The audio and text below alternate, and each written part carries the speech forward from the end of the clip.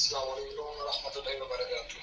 क़िबला मुदस्सर रहनुमाई फरमाएं कि जिस्म के ऊपर जो मोके या ये मसूड़े वगैरह निकल आते हैं, तो इनको ख़त्म करने के लिए 2 से 3 तरीके अपनाए जाते हैं। एक तो ये होता है कि कैंची या कोई औजार लेके उसको काट दिया जाता है। दूसरा ये होता है कि इसके ऊपर सिगरेट वगैरह लगाई जाती है। फिर तीसरा ये भी होता है कि इसके ऊपर मेडिसिन लगाई जाती है उसको ख़त्म करने। तो क्या इन मसूड़ों का, इन मौकों का ख़त्म करना कैसा है? तो इस सिलसिले में ये भी है कि मौका कुछ इस जगह पे है, ऐसी जगह पर भी है।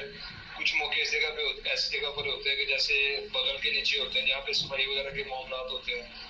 तो ऐसी सूरत के अंदर, और दूसरी आम सूरत के अंदर जहाँ पे वो जिस्म के ऐसे हिस्से के जो एक तो वाज़ेह भी नहीं है और किसी किस्म की तकलीफ का बायस भी नहीं है, इन दोनों सूरतों के अंदर क्या सूरत होगी और कौन सा तरीका कार है जो कि अपनाया जा सकता है?